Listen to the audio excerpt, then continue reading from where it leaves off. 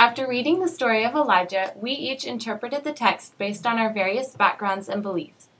After researching even more interpretations, we decided to present 3 different perspectives that we found and explain how we understood each point of view by asking the question, why did the video depict the narrative in this manner? Can I give you any blessing before I leave you? Elijah asked Elisha. Let me have your faith and love in a double measure. What you ask is very hard to do. But if you see me when I leave this earth, it will be yours. As they were walking and talking together, suddenly a chariot of fire, pulled by horses of fire, appeared from the sky and drove between the 2 men.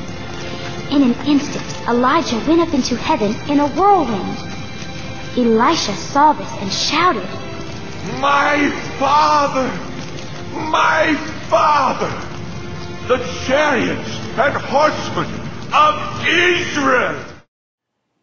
When considering the video we just saw in a kid's perspective, why do we tell Bible stories to kids? Well, one reason we tell Bible stories to kids is to ingrain a sense of wonder about the power that's seen in the narrative.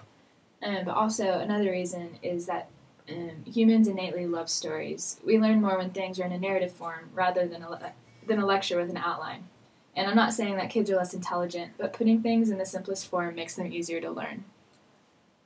Another thing we also wanted to consider, why do we leave out certain details to make the stories more or less kid-friendly? We want to introduce biblical themes to children at a young age, but we also want to protect them from early exposure to the violence that is in the world.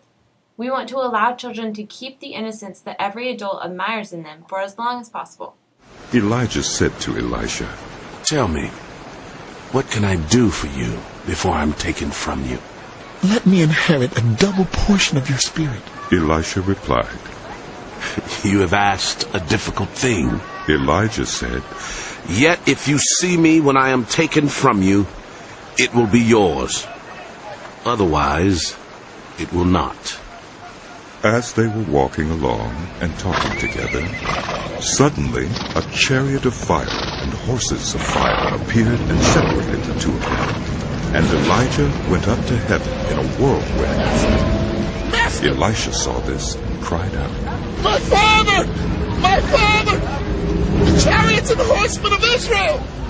And Elisha saw him no more. Now we are going to look at some of the themes that are represented in this depiction of the story of Elijah. One objective of Kings is to show how God was justified in destroying his people. Israel was given over to the Assyrians because it persisted in the idolatrous worship promoted by Jeroboam.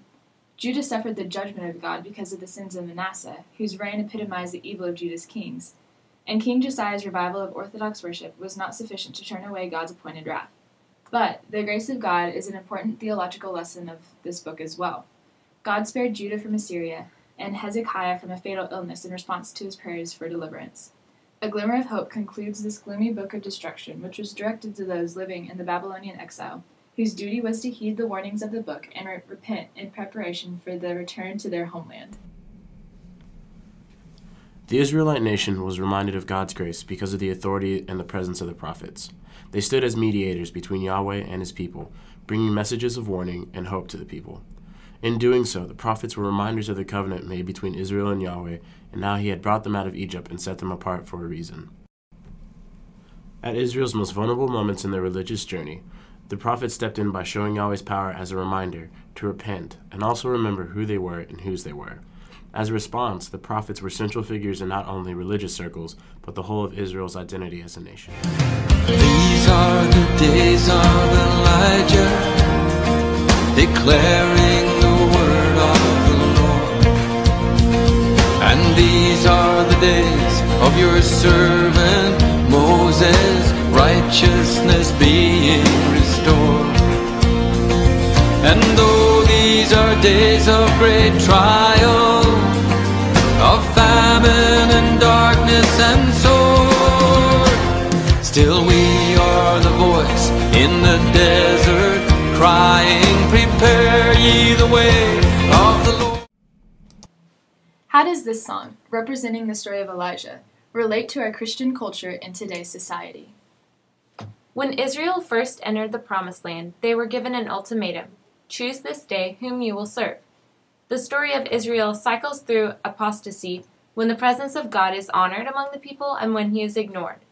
In the days of the prophet, specifically Elijah, God's presence came to Israel through God-given messages of Elijah. God drew many people back to himself through his prophets. Saying that these are the days of Elijah means that we are searching to be God's voice, to declare his word to the nations, and to bring them into the presence of our great God.